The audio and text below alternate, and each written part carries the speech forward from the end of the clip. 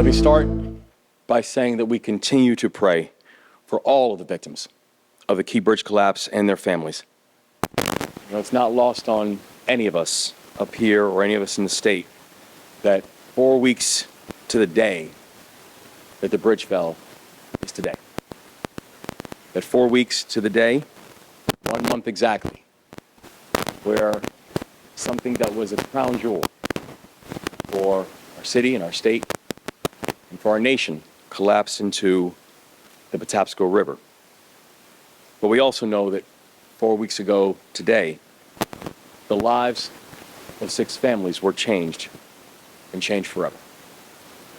They're facing a grief that does not go away in days. It doesn't go away in weeks. It does not go away in years. These families are going to be thinking about those who they lost every single day. And they need to know that we are here for them, now and always. Estas familias van a estar pensando en las personas que han perdido todos los días. Y necesitan saber que estamos aquí para ayudarlos ahora y siempre. These last 4 weeks have been challenging. And these last 4 weeks have been hard. But they've also been inspiring. Inspiring because we've seen in action the first responders who have led with courage and with strength. Inspiring because we've seen leaders on both sides of the aisles who have stepped up. Inspiring because we have seen Marylanders from all backgrounds, from all communities who have rallied. And inspiring because as a state we have shown that by working together that we can make extraordinary progress. And I'm going to talk about some of the details of that progress today. But here's the bottom line. 4 weeks ago, the Francis Scott Key Bridge collapsed. And I remember for each and every one of us, when we first got a chance to see that image, we knew that there were more questions than there were answers. How would we bring closure to these families? How would we fully reopen the port? How would we make sure that we are helping all the people who have been impacted by this? And how would we build the bridge? That 4 weeks ago, uncertainty, it clouded everything. But 4 weeks later, the conversation is not about how would we. It's now that we will. That we will make sure we're bringing comfort to these families. That we will make sure that we are going to reopen the federal channel. That we will make sure that we are going to support those who have been impacted by this crisis, and that we will rebuild the Key Bridge. We have met consistently with the families and the families of the victims, and we have over 20 state employees that are working around the clock to give them closure. That we've lifted over 2,900 tons of wreckage. And being able to do each and every one of those things through the remarkable work of Unified Command without a single injury. There have been 145 commercial vessels that have moved through the temporary channels that have been set up by Unified Command, that collectively we have worked and we have passed bipartisan legislation at the state level to support everyone who is impacted by this crisis. That our federal delegation introduced bipartisan legislation on the federal side to ensure that the rebuilding of the Key Bridge was going to be a national priority. And in these 4 weeks, we have built a coalition of local elected officials. I want to personally once again thank both County Executive Olszewski and also Mayor Scott for their leadership, and the other County Executive Pittman and others who have been involved inside this work. A coalition that consists of our federal delegation, a coalition that consists of military personnel, a coalition that consists of the Biden-Harris administration, a coalition that consists of first responders, and a unified command. A unified command that, as has been said earlier, is truly, truly unified, Admiral Gilreath. That consists of the Coast Guard, of Navy SUPSOLV, of the Army Corps of Engineers, of the Maryland State Police, of the Maryland Department of the Environment, and the Maryland Transportation Authority, a unified command. That when crisis struck, Maryland rallied. And I am so proud of this state. I'm so proud of our response. And I'm proud to be your governor. This is what a government response should look like. Now today, I'm going to provide updates on our 4 key directives. The first, I'm bringing closure to the families. Last week, Lieutenant Governor Miller met with one of the families that are grieving now, and she sent a clear message that I also want to echo today, that we are going to continue to work closely with each of the families and offer them all the support that we can muster. That's our promise, and our commitment to that promise, it will not waver. Second, on clearing the federal channel and opening vessel traffic to the port, we are on track to have 4 different channels available to commercial transit by later this week. 3 of these channels are already open, one with a controlling depth of 11 feet, one with a controlling depth of 10 feet, one with a controlling depth of 20 feet. And today, Unified Command began laying out buoys and lights to mark the 4th temporary channel with a controlling depth of 35 feet. That channel is scheduled to be available to transit later on this week, weather permitting. Now, this is an important step forward. This is an important milestone. But I also want to be very clear. This is not the goal. This is a step on the journey, but it's not the destination. We have to and we will open the full federal channel. But this progress that we have seen thus far, this is important, and it's noteworthy. Now, this still remains a remarkably complex situation. Our team, though, now is double tracking. What we mean by that is this, is that salvage operations are happening while also commercial vehicles are moving in and out of the Port of Baltimore. And so I do want to emphasize that point and make sure people understand that members of Unified Command are literally pulling steel from the water with active vessels moving around them. And these boats are in such close quarters to our salvage team that they can literally feel the vibrations when these ships move by. As the water shifts, so does the wreckage, because we have to understand the enormity and the size of these ships. They will and do create an impact. So as we're having people who are working on the wreckage and working on the salvage, that's all now being done with a very new consideration, which is commercial vehicles that are moving alongside of them. So this work is complicated. This work is dangerous. And we need to make sure that our commercial movements do not slow our work as we're still clearing the wreckage.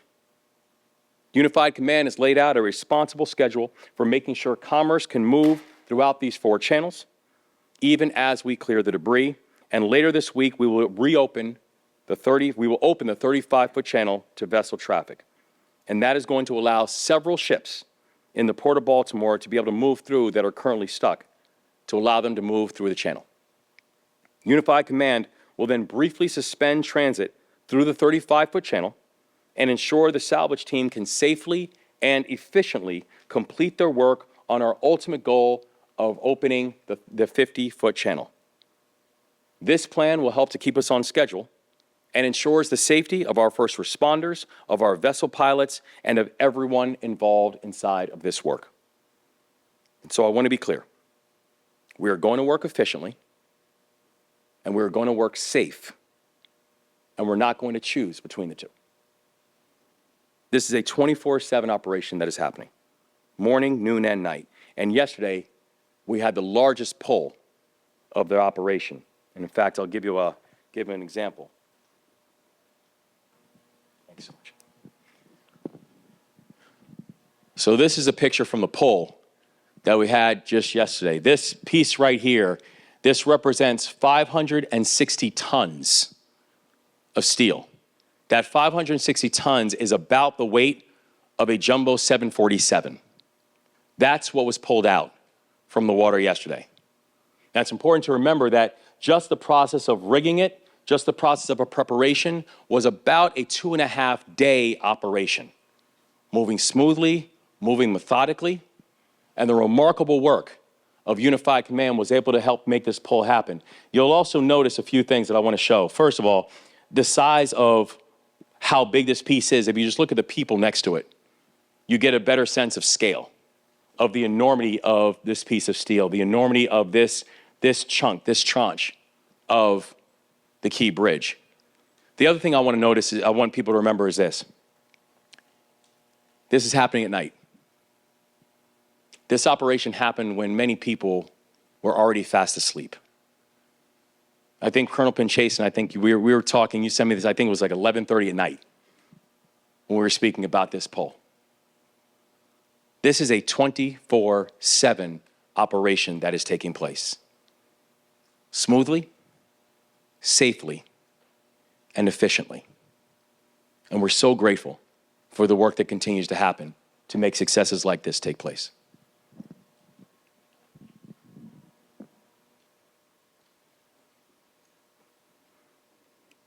So despite the fact this work is dangerous, this work is getting done. And I want to thank all of the members of the Unified Command and the leadership for making sure that we stay on task, on target, and again, without a single injury. Third, taking care of our people. Last week, we launched 2 programs to support workers that were affected by this crisis. The first is the Port of Baltimore Worker Retention Program. Now, this is going to help businesses make sure that they are avoiding layoffs.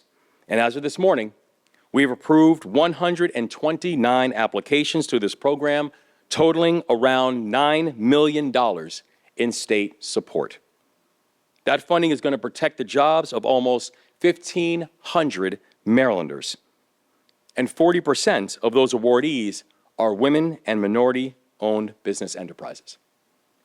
The second program is the Port of Baltimore Worker Support Program. It provides a temporary weekly benefit to all port workers who have lost hours and income because of the collapse, including employees and also including independent contractors. We continue to receive applications for that program, and I encourage everyone to go to labor.maryland.gov for more information. And yesterday, we launched 2 more programs to support our people. The first will be operated through the Department of Housing and Community Development under the leadership of Secretary Jake Day. The department is offering no-interest loans and grants to businesses affected by the collapse. And so far, already, we've received 23 applications from businesses totaling $3.4 million. And I encourage everyone to visit dhcd.maryland.gov/keybridgeresources to learn more. And yesterday, we also launched the Port of Baltimore Emergency Business Assistance Program. This program will be operated by the Maryland Department of Commerce under the leadership of Secretary Kevin Anderson. This new program will provide grants to businesses that have had operations impacted or shipments disrupted at the Port of Baltimore. Grants up to $100,000 will be awarded on a first-come, first-served basis. And for anyone interested in learning more or applying, I encourage you all to go to commerce.maryland.gov to learn more. So as you can see, we continue taking an all-of-the-above government approach to this work. Whether it's Commerce and DHCD, whether it's the work of labor, making sure we're supporting our workers, whether it's the work of the Department of Natural Resources and the Department of the Environment, who are a little bit in the water every single day ensuring that our communities are safe, whether it's the work of emergency management or the state police. This is an all-hands-on-deck, all-of-the-above government approach to this crisis, and you'll continue to see that. Because around me, you'll see cabinet secretaries from a number of our state agencies, all of whom have raised their hands in this moment to serve. And I couldn't be prouder of this team. I couldn't be prouder of this push. because together, we're going to support everybody impacted by this crisis. And fourth, on rebuilding the Key Bridge. We continue to speak with congressional leaders on both sides of the aisle, emphasizing the importance of federal action. And as we continue to work with anyone and everyone who understands the enormity of the task ahead of us and knowing that we're going to need a full approach to be able to address it. And I'm confident we are going to get this done because I'm confident, and I have confidence in the people who we're going to do it with.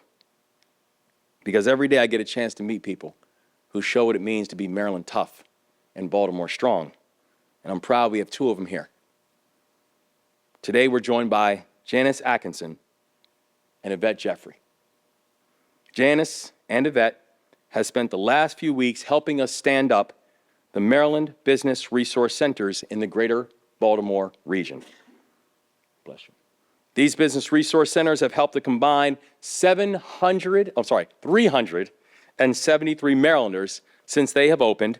And the reason they've been so effective is because of people like Janice and people like Yvette who have been on the ground. And the reason I want to also highlight them is this. Yvette is from San Antonio. She has been away from her home for over a month, responding to SBA disaster declaration sites. And she's going to be with us until the end of this declaration. And Janice is from Atlanta. She's been away from her home since February, responding to SBA declaration sites. She was on the ground in Baltimore on Easter Sunday, doing the work. This is what they do. They travel the country helping people in need. We are so beyond grateful because while you might not be Marylanders yet, even though we're working on it, you have shown what it means to be Maryland tough and Baltimore strong. We thank you for your leadership and your commitment to our people. Bless you.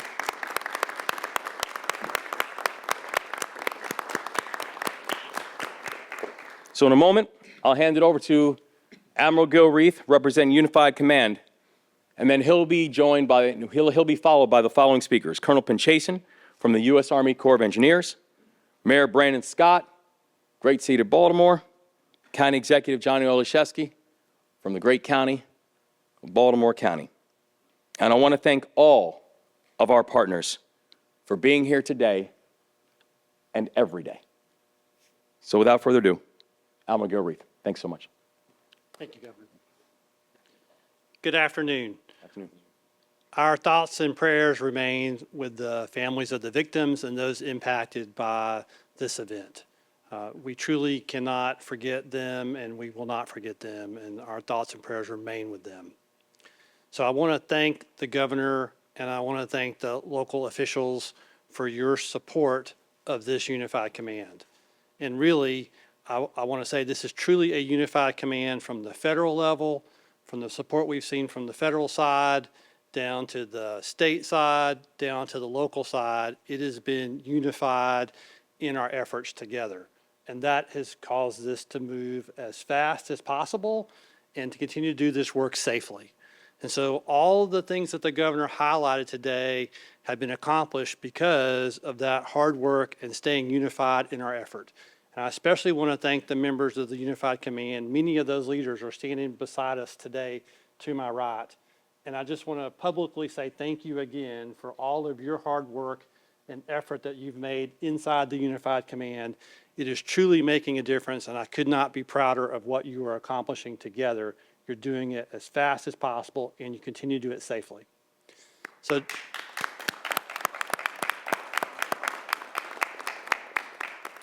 to update you a little bit on where we're at, our number one priority remains to restore commerce fully to the Port of Baltimore.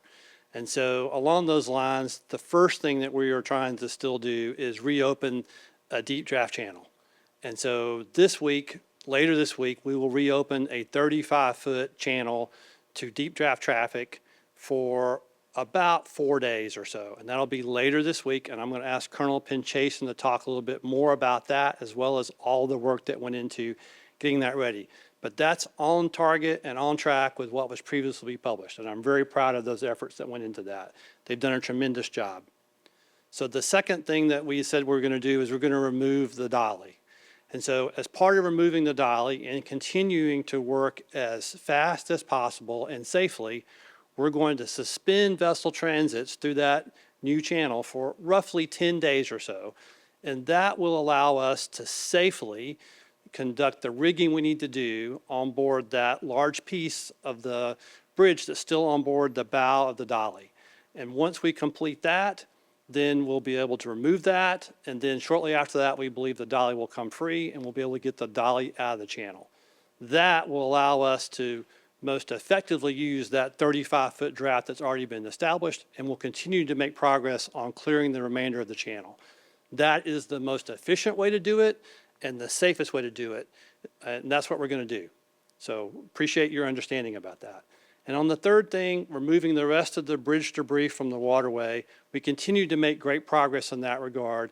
I'm particularly proud of the State of Maryland Department of Transportation and their contractors who worked very hard to remove that span of the bridge that was just north of the vessel. And in that section, we were able to reopen a new channel this weekend to barges at a 20-foot draft.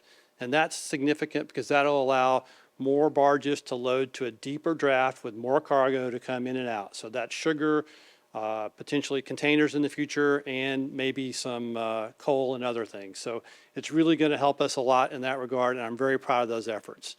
So I'm going to turn it over to Colonel Pinchason and let her brief you a little bit more in depth on the deep draft channel.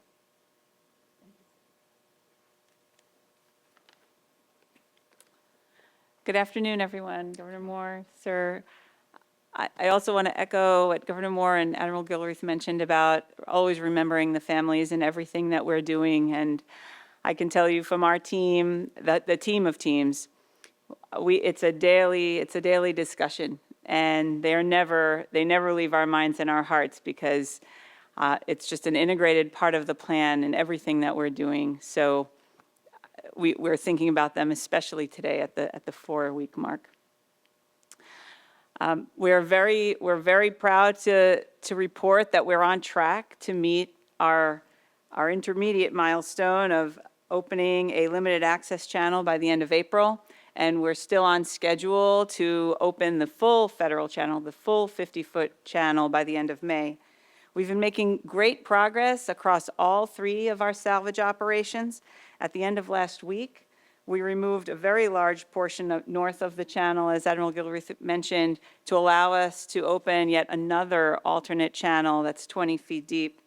And the state's contractor, Skanska, just did incredible work safely removing a large span from that portion of the wreckage outside the channel to make that possible. On the vessel, we have Resolve Marine also making great steady progress, preparing the vessel to eventually refloat. A lot of good work on the vessel to prepare for removing the wreckage from that vessel. That's going to be critical for us to refloat and hopefully clear the vessel from the channel as efficiently as possible. As for our efforts inside the channel, we've reached a substantial, significant incremental milestone that's going to allow us to deliver this limited access channel. We've cleared wreckage that was wrapped around the pier that's on the far side of the channel, and we have a graphic that we'll be able to show here shortly. But that allows us to open a 35-foot deep, 300-foot wide limited access channel and meet the Corps of Engineers' commitment of delivering that by the end of April. And we're partnering very closely through the Unified Command with our battle buddies in the Coast Guard to make that happen by the end of the month. Last week, we performed some very critical cuts to help us shape the load and engineer the rigs that we were going to perform, help us balance those lifts that our cranes were going to have to make. And that allowed us to remove a good portion of the wreckage on Friday. It was about 460 tons. Then, working on Saturday, Sunday, and into Monday, we were preparing to conduct that largest lift that you saw, 560 tons. I can't say enough about our salvage team, our support from the United States Navy's Supervisor of Salvage, or SUPSALV, and also our contractor, Don John Marine, who completed these iterative cuts, lifts, and rigs, adjusting, trimming, they call it, giving it a haircut off of that wreckage to be able to lift that safely. And the patience, the perseverance, the determination that they had to be able to do this, to keep us on track, on schedule, but doing it safely, just can't be overstated. It's extremely complex and dangerous, but they did that with such discipline. That's what's going to enable us to just keep moving forward and ultimately open that 50-foot channel. As Governor Moore mentioned, we are remaining vigilant with our commitment to safety. That is like a given. It's non-negotiable. And we're very proud to not have any significant incidents or any injuries to date. And as we look to the future, we want to keep that going. We're working on multiple fronts across the entire waterway to remove spans that are laying not just outside the channel, but especially laser focused now on the span that's laying across the Dolly. This is critical to our ability to refloat the vessel and ultimately restore the 700-foot channel. So as the salvage effort continues, we know it's very dangerous and very complex. It is an unforgiving operational environment, but we're very confident in our team. We wouldn't be able to do any of this without the skill, teamwork, and collaboration across the Unified Command, our DoD partners, our state and federal partners, and our industry partners. And the level of coordination that's taking place behind the scenes and on the water is unmatched.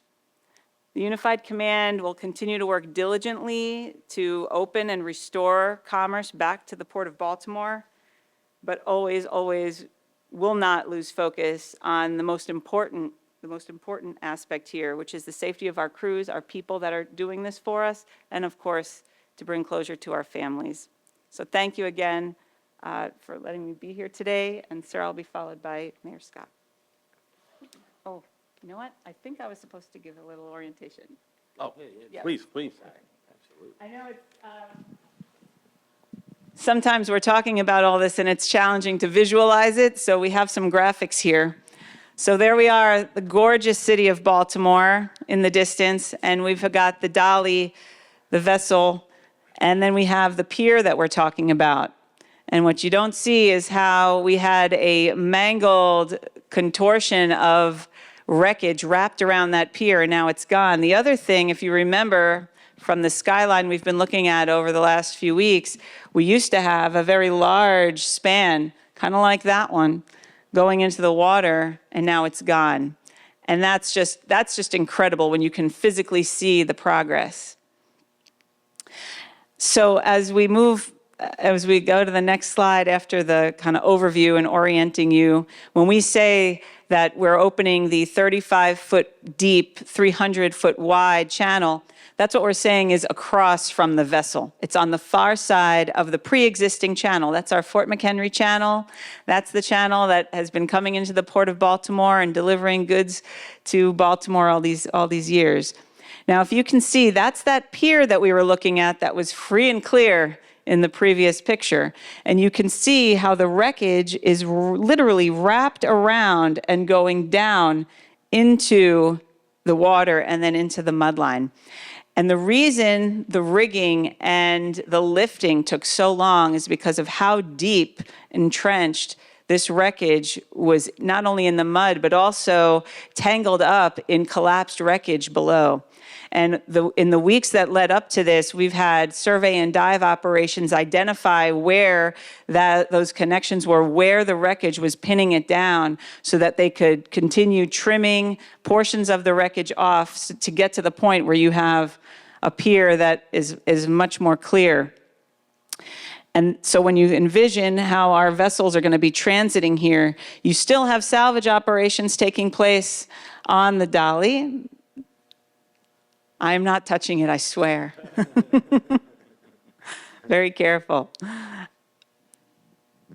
Oh yes, so this is the graphic that shows where all the channels we have already established. So this blue that you see here, that's the Federal Navigation Channel. It is 700 feet wide, and we maintain it at 50 feet deep. The Corps of Engineers maintains this all year round. What we were able to successfully open, we started off with our 10-foot channel, then we opened the 14-foot channel. Next was our 20-foot channel, and sometime by the end of, towards the end of the week, we're going to have this limited access channel that'll be 35 feet deep and 300 feet wide. And then we're still going to be working on our salvage operations outside of that, but this will be able to provide some relief to the Port of Baltimore. So I guess we'll stand by for questions at the end. Thank you, Colonel, and good afternoon, everyone, and thank you for being here. 4 weeks ago today, we suffered an unthinkable tragedy. 4 weeks ago today, 6 Marylanders lost their lives trying to make ours better. And 4 weeks ago, our way of life was dealt a huge blow with the collapse of the Key Bridge. But amidst a tragedy like we have never seen before and hopefully never see again, Baltimore and Maryland came together to support the families of those who lost their lives, together to support our port workers and business owners and families who depend on the port, and together in this unified command to focus on clearing the channel, reopening the port, and bringing those home who still are out there. I want to begin today by again extending my heartfelt condolences to those loved ones who we lost in this tragedy, and say again that our minds, our hearts, our thoughts, our words will continue to be with you, and we will bring your loved ones home.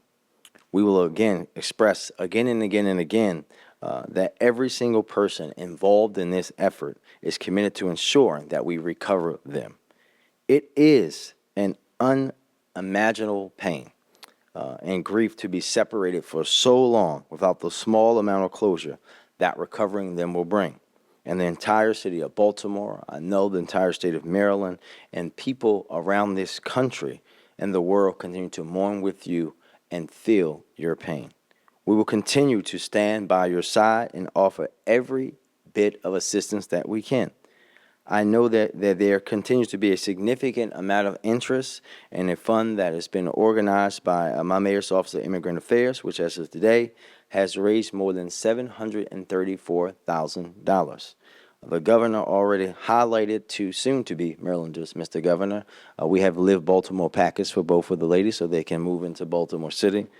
But I want to talk about and highlight one of our recent donors to that fund, a 16-year-old named Alexa Duenas from Coral Gables, Florida, who raised $40,854.56 to support the victims and their families. We are so grateful for Alexa and the outpouring of support for our families from around the country.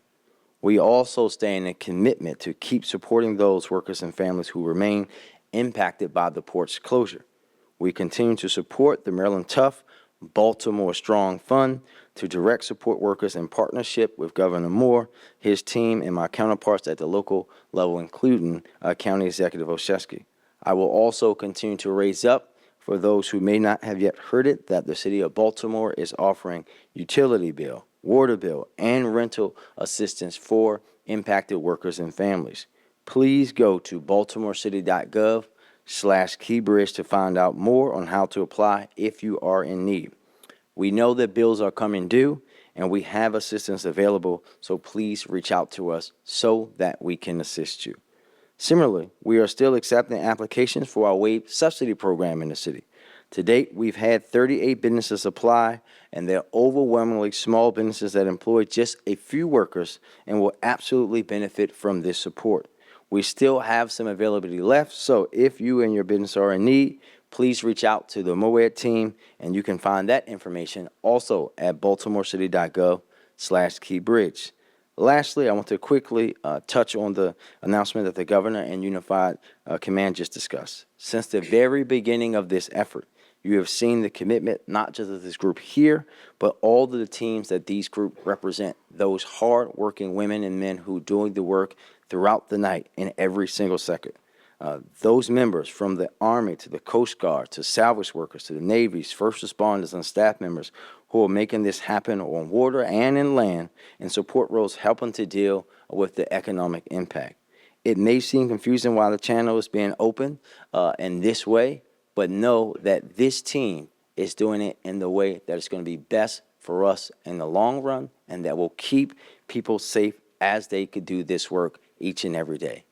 This unified command, as I've said before, is the best representation of partnership that I've seen in government in my now 17 years in government.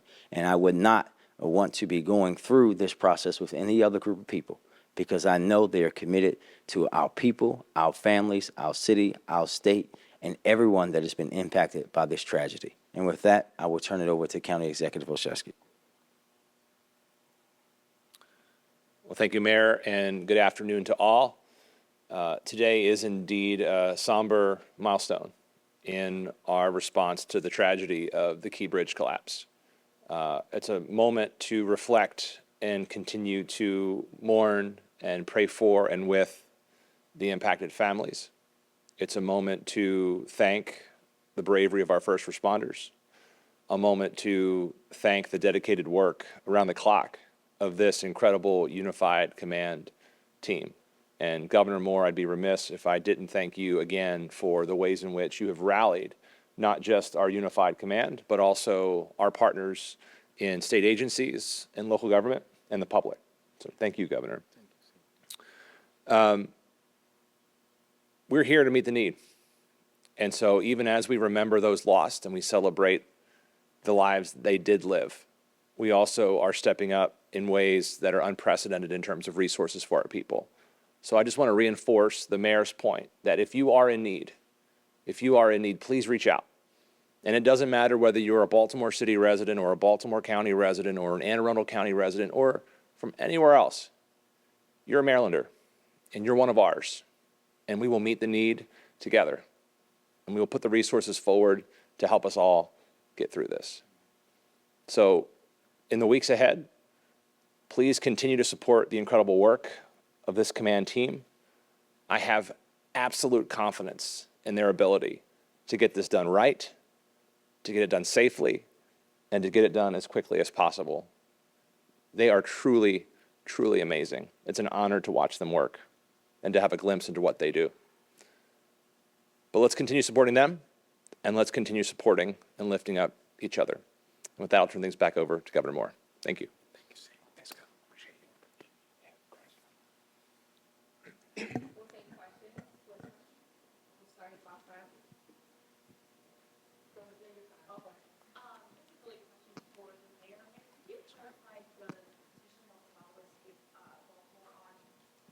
That the ship was unseaworthy, if I read that correctly in this petition. Could you just clarify or offer some commentary? My comment is simple that, I will not comment on any pending litigation.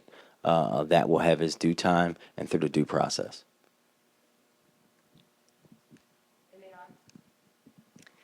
Could you just describe again, I'm sorry if you did this already, the types of ships that are going to be able to go through the 35-foot channel specifically?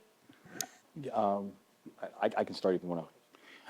So what's going to happen with the 35-foot channel? In fact, can we go to the graphic slide? Thank you so much. So what this 35-foot channel here is going to open up, and this 35-foot channel here, and again, as Colonel Panchayson pointed out, we had the 10-foot draft initial, then you have the 14-foot draft here. You then have the 20-foot draft here, and then this right here is the 30-foot draft, 35-foot draft that we're speaking about.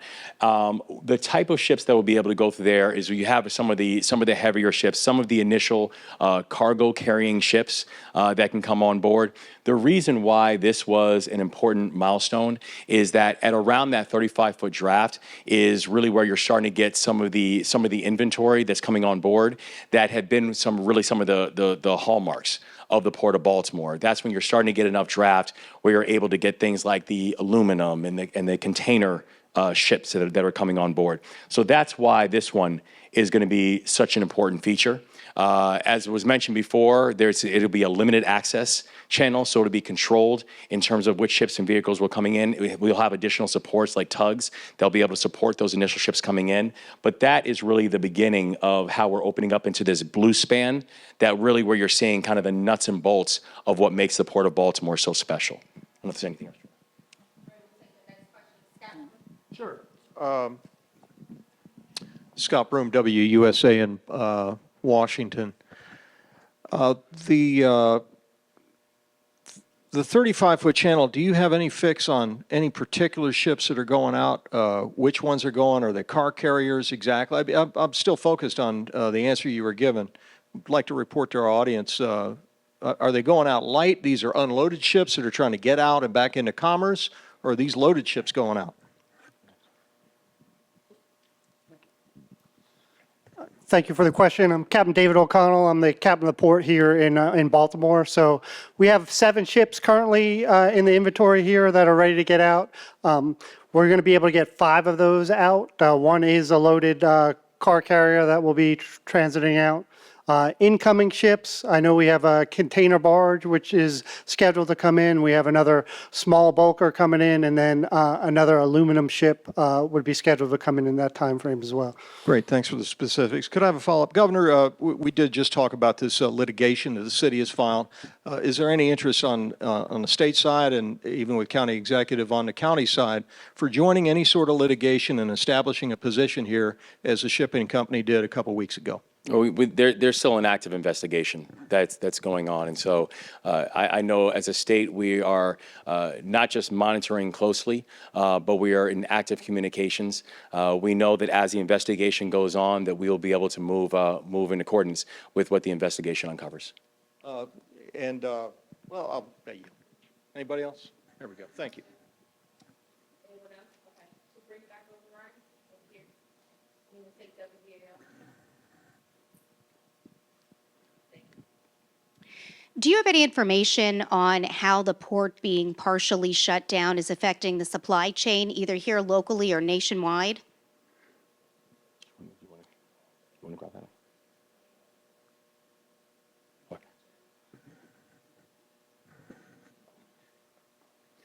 So we have a group called the Marine Transportation System Recovery Unit that works closely with all of the facilities and the shippers that are bringing cargo in and out of the Port of Baltimore. And so there is some cargo that's been currently rerouted to some other ports. And once we get the deep draft channel fully reopened again, we will have the opportunity to bring all ships back in and get them back into the port. So we are continuing to monitor the stuff that we need within the port and look for ways to get it to the facilities that need it where possible. In some cases, we've been able to move some barges in with slightly lighter loads than they would normally like to do. With this new 20-foot channel, they'll be able to load a little bit deeper, which lets them move more cargo in and out, which helps them as well. And so we are continuing to evaluate all of those measures as well as other impacts that we receive if we get a query about a particular type of cargo that is needed that would have come here. We route that through our other Marine Transportation System recovery units that the Coast Guard maintains across the rest of the nation. Is there any update on the rebuilding or the redesign of the new bridge as far as, are bids going out? Is the actual design process starting? No, we're still moving forward with the intention to have the progressive design build for the bridge. We don't yet have any details on what the design is going to be, what the frame is going to be. The thing that we know is that we want to move aggressively, and that's part of the reason that we've been working with our federal delegation and also members of Congress to ensure that we can not only get to that point of the 100% cost share, because that's actually going to focus on speed and efficiency for our ability to be able to get the bridge rebuilt.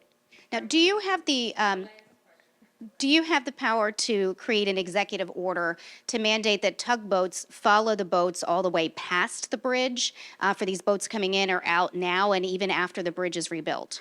So the challenge is when you're talking about maritime operations, there's a multiple jurisdiction conversation that then has to take place.